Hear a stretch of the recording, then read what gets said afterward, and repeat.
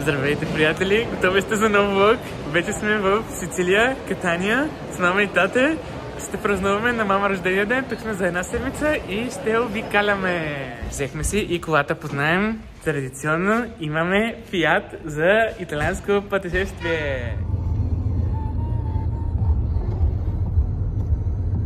Първата спирка от нашето пътуване е това малко градче Ното, където е роден Архимед. Още е сутрин, полетът ни беше много ранен, кацнахме тук в 6:30. Сега отиваме да пиеме кафе и да закусваме.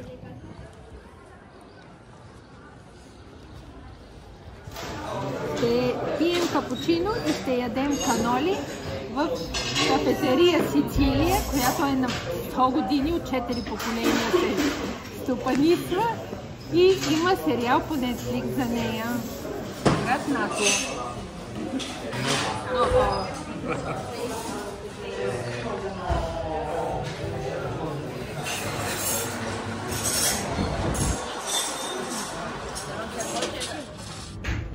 Традиционна храна за този регион на Италия са ето тези пържени топки, които се наричат аранчини и вътре са с ориз и различни неща. Планът аранчините бяха много вкусни, заслужава си да ги пробвате, ако идвате в Ното. В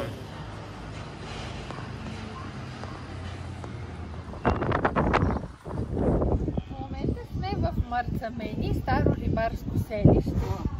Изглежда антично, поне центъра му е много красив, покрайнините не толкова.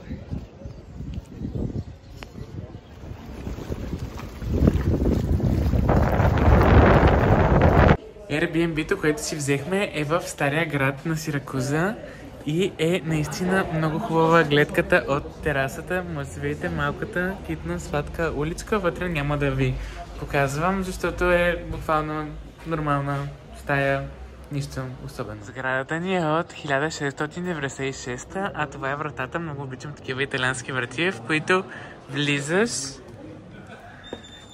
през една голяма врата и вътре имаш сладко малко дворче.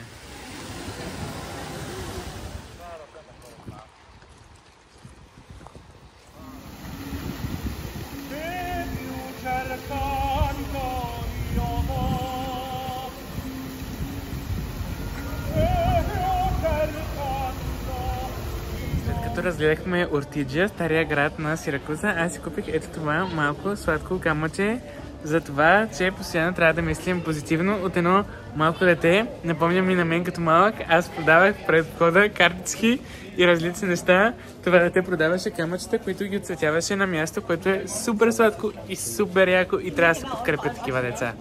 Завършваме денят с една традиционна италианска вечеря с много морски дарове. Имаме риба, имаме октоплът, миди и това е паста по-сицилиански. Добро утро, влог! Днес мама има рожден ден! Седнахме да закусваме, имаме безплатна закуска от Airbnb-то и тя е традиционна. Това са козунаци с сладолед, колкото и странно да звучим. Любимите ми дуди! На пазар сме! Следващата спирка от нашето сицилианско пътуване е в град Модика. Този град е известен с шоколада и своите много малки шоколадови работилнички. По-късно си ги опитаме. А сега си взехме вакче, качихме се на вакче, за да разгледаме града по-лесно, защото е на един огромен баир. Баирът тук не се вижда. И да видим какво ще видим интересно.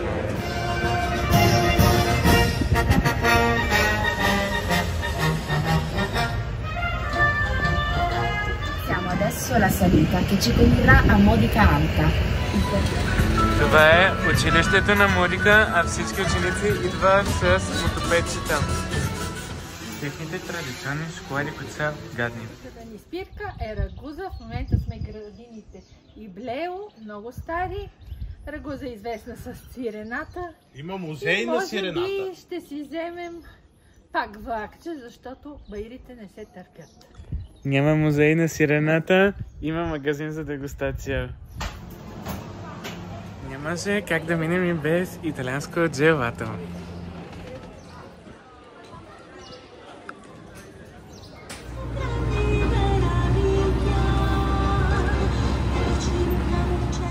Ракуза е известна и със своите сирена, затова седнахме в едно малко локално местенце и ще имаме дегустация на различни видове сирена и различни видове колбаси. Кажи.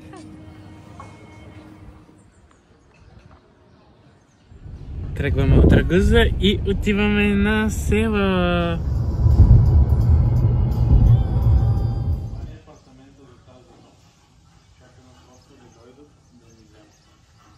Това горе е тераската, която имаме. И сега е време за нашият рум тур, който всъщност този път е хаус тур, защото имаме цяла уникална стара къща. Почваме с много стълби. Интересен факт е, че картините са рисувани от хостът ни. Така, впадаме първо в... Имаме малка стаечка. Имаме спалнята. Банята.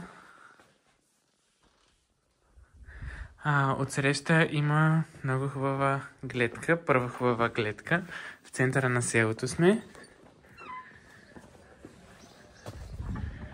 Това е гледката от едната тераса към катедралата.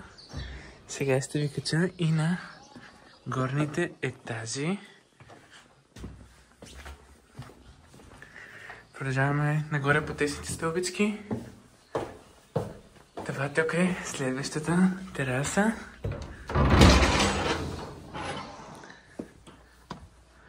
Много е фенси и яка. И тази сграда среща е много яка.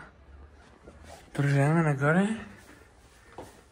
И стигаме и до кухнята и като цяло това е. За вечеря ни поканиха в къщата на двамата домакини, които имаме. Тя изглежда наистина уникално. Както ви казах, един е художник. Тя е страхотна. След малко ще ви покажа и храната, и къщата. Това е нашата първа манджа. Това е салата с портокали, лук, някакви други неща. Типична сицилианска. Така изглежда стаята от къщата, в която сме. Домашен ресторант, зад мен има и камина. Второто ми предястие е пекорино кашкавал от овче мляко със сладко от портокали. Върви добре с виното.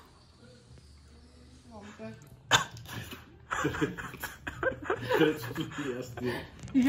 Киселка бакладжан, който аз така или иначе не ям, ама всичко толкова е кисел. Ще си го изядеш. Аз няма да ви изядам всички. Мамо, какво се случи? Може да ми кажеш какво се случи? Тати, какво се случи? Най-накрая се преборих, успях. Герой съм тази вечер. Смених жените. Това реплика беше това да сменим жените. Мисля си, мама ще изяде моето. Четвърто подред ястие за тази вечер е тези изискани чушки. Аз не обичам чушки. Меланзана, патладжан запечен със сирене и чери домати. Продължаваме с шестото основно ястие. Домашна паста с рикота. За първи път ям такъв вид паста с много масло. Много е различно, малко е дебеличко. И така завърши празничната вечер на мама за рождения ден. Говорихме си с хората, много са симпатични. Забавлявахме се, храната не е изцяло по нашия вкус. Беше интересна, беше традиционна за този регион. Имахме и десерт, който беше лимоново... Нишасте? Нишасте, да. И един приятен... Портокалов ликьор. Да. Лека нощ! Добро утро, Вок! Отново сме в къщата на хората и сме на закуска. Направиха ни топли круасани, имаме домашен хляб и плодове и всякакви други неща. Типично.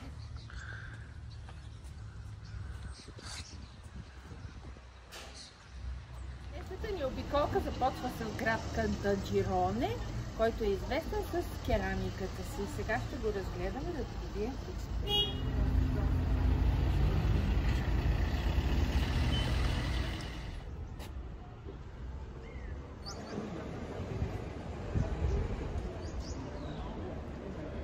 Открихме една уличка, която е с страшно много стъпала и цветя по нея. И след половин час, като я изкачим, ще ви кажа. Изкачихме се. Само 156 стъпала, отнеми сравнително малко време. И вече сме на върха.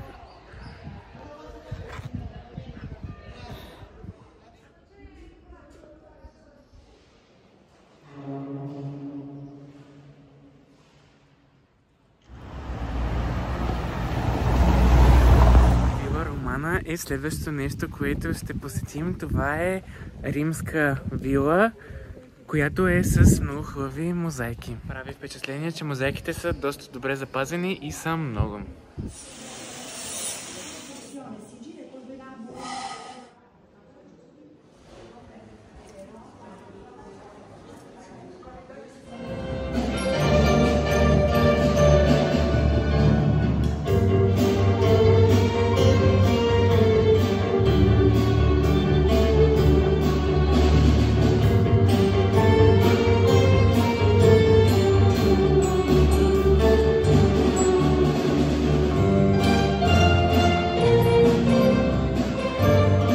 Сме в град Ена и това е гледката от новото ни Airbnb.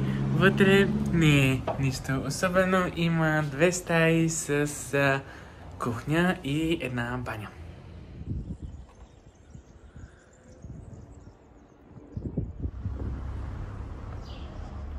И ходихме до ОВС, напазарвахме си дрехи, имаме цяла една голяма тръба и всеки от нас се здоби с нещо много и яко. Добро утро, влог! Вече пътуваме към Етна, която е от среща.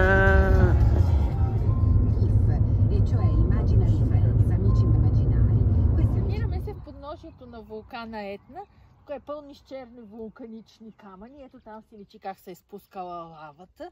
Минахме през много плодородни селца. В едните беше пълно с шамфасък, с другите е ягоди и какви ли не неща. Сега ще се изкачим нагоре да видим как е положението.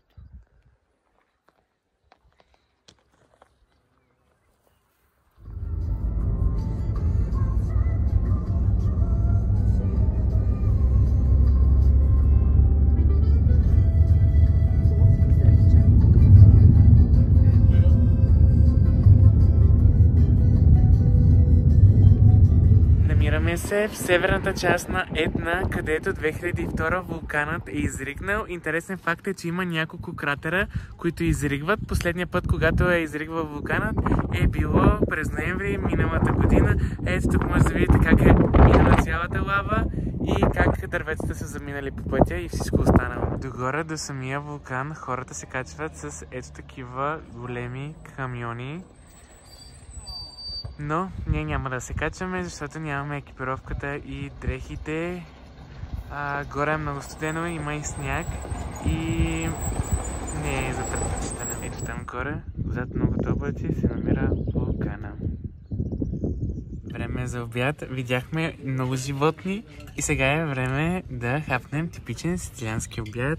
Салата капрезе, паста с домати, месо с картофи и паста с ябълки. Следващия град, който ще посетим е Таоромина. Оставихме си колата на платен паркинг, който беше отвратително гаден, защото беше много висок, с много кръгчета правихме с колата. Да, и сега си взехме безплатният бус до центъра на града.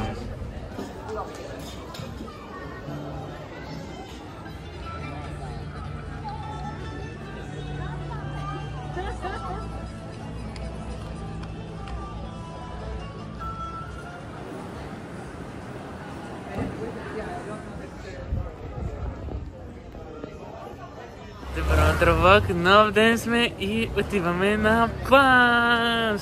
Но на плаж отиваме с ето този лив.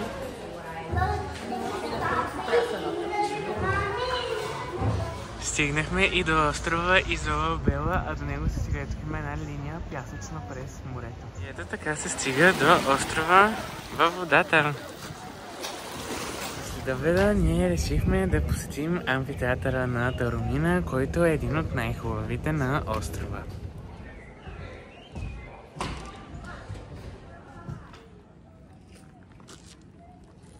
Стигнахме и до градския парк, който също е забележителност и изглежда много яко и старинно с всякакви интересни сгради, на които може да се качиш. Паднахме на сватба и има много яко буденско куче. И булката на кучето е просто уникатно. За последната ни вечеря седнахме в много хубав китен местен ресторант. Аз си поръчах пица с гъби. Мама има салатка, а тата за момента има салатка, която е моя. Очакваме и основни.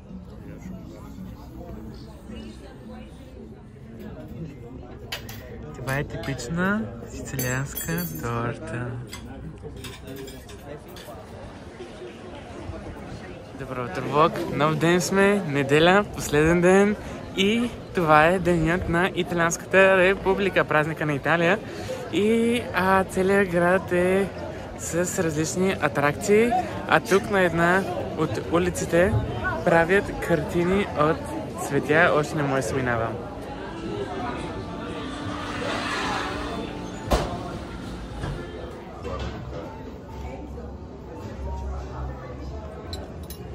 Намираме се в бар Туризи, 1947 година. Тук всичко е посветено на мъжествеността. Пълно е с фалически инструменти мъжки. Мъжки полов орган.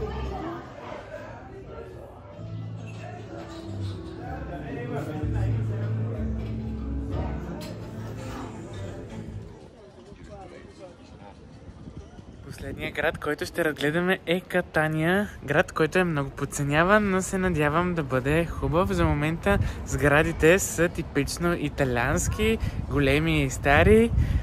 А отсреща видяхме преди малко театъра.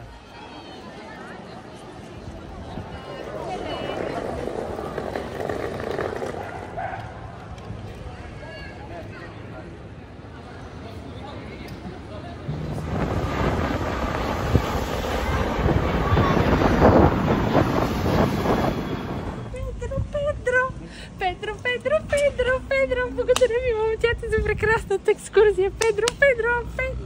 Още не е свършила. Педро, айде на самолета, Педро. На летището в Катания сме. Всички полети закъсняват, почти всички без два. Някои от тях, да кажем на германците зад нас, с поне 4 часа. Така че се надяваме, ние силно няма да излетим на време, но дано да не е 4 часа закъснение.